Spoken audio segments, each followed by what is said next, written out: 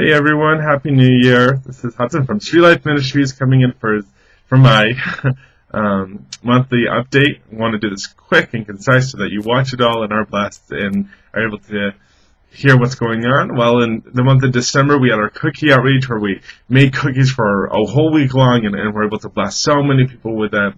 For the week after that, we were really getting prepared for our New Year's Eve outreach.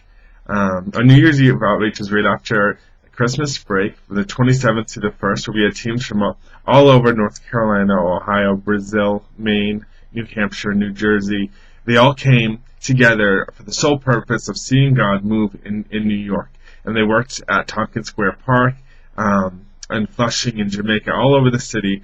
Love Gospel Kitchen, just feeding the homeless, loving on them, speaking with them, sharing the gospel with them. There's many amazing testimonies of what God did. One thing He did for me specifically, though, was during that time period, I was going through I had a lot of pain going on in my body. Couldn't walk, couldn't sleep, couldn't lay down, couldn't do anything, couldn't move. But if I wasn't moving, it still hurt, without excruciating pain. And by the last day, one of the Megan from the Ohio team, just really felt it in her spirit to pray for me, to have people pray for me.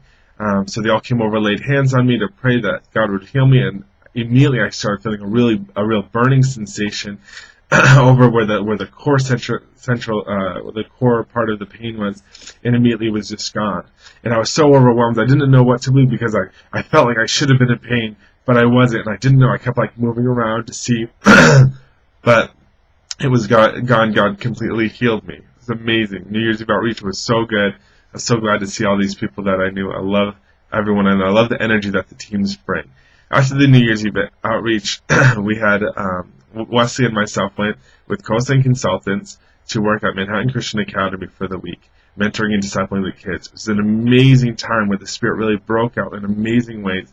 You just see God move so strongly through mentorship, through discipleship, and through just allowing the kids to express themselves. Throughout the week, we were journaling with them. For my journals, I felt like there was really no great responses until the end, when I was like, they're just not listening. And in the end, it was like the response was like, I love what you're saying.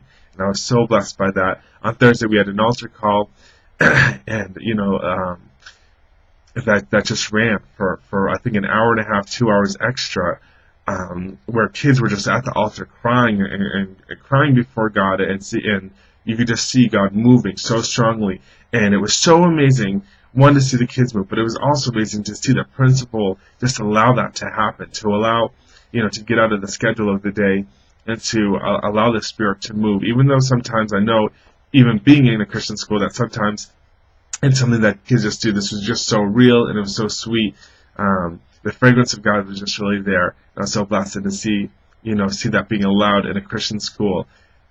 It just moves in my heart so strongly. After that week, we had our first day of Don't Walk By, which is the New York City Rescue Alliance. All these different ministries coming together to see God move throughout the city, and to see the homeless just being taken off the streets, to go love on the homeless. And what they do is they separate people into groups that cover all different parts of Manhattan each week. So by the end of 5 weeks, all of Manhattan has been walked through, and every homeless person in Manhattan has been talked to, has been offered a place to stay, food to eat, clothes to change into, care packs, whatever they need, programs to get into. The first night I was with this team. I knew some people on the team from Manhattan Christian Academy. It was an amazing time. They were such a good group, and we got to meet with these two homeless people, the only two that we saw in this area, and we offered it to them, and immediately they wanted to go. We had a little trouble getting them there at first because they had this cart, that was theirs, and it was their life. It was everything that they owned was in it, and they didn't want to part with it, but we couldn't get it over there. Finally, they decided to lock it up, and they ended up going over. And after the outreach, when I went back to see how they were doing, I found out one had a bad case of diabetes and hadn't eaten in a couple days. And so immediately when he came in, he went down to the medical area and was having stuff done to take care of that. And the other other guy had given his life to the Lord and had decided that he was going to get off the streets, he was giving his life over to God. He was going to do whatever it takes to get his life back together. Just amazing stuff like that just happened, and it blessed me. It blessed everyone on my team, and I was so happy to be able to witness God moving in such a powerful way. That night overall, I think 50 people in just one portion of Manhattan, 55 people ended up coming off of the street. So amazing. And so here I am starting a new week with Street Life. Well, to finish up, I guess, my little book review that I'll be doing, Experiencing God Through Prayer. At Street Life, we have to read a book every month. This is the one I read by Madame Guyon, and the book is really about the simplicity of prayer and how it's not this like thing we got to really urge to. It's being in the presence of God and just being before Him and letting our spirit cry out to Him. It's a really an amazing book. I would suggest you read it. Lots of simple truth, and it's not that big. It's I think 23 chapters. Another thing is a missionary of the month that I'm just gonna call out. I have a friend, Corey Harrell, who's planning a trip to Nicaragua for a little bit, and he's trying to get together funds. If you feel it in your heart to give, you can contact me, and I'll give you his information.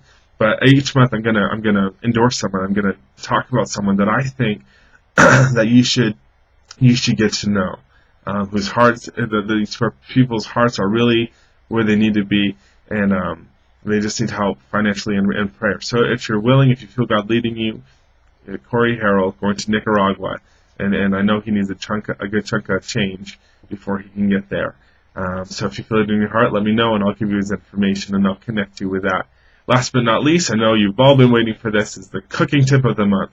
If you're making cookies and you like your cookies chewy, normally a cookie batter, cookie dough, needs two cups of sugar. It normally calls for 1 cup of white sugar and 1 cup of brown sugar. This makes a cookie soft for a while, and then it gets a little bit crunchy later on. Now, if you like your cookies more chewy, you can substitute a half a cup of white sugar, or even the full cup of white sugar, for brown sugar. And if you like your cookies more crunchy when they come out, you can substitute your brown sugar for white sugar, however much you want. You can do half a cup, full cup, fourth cup.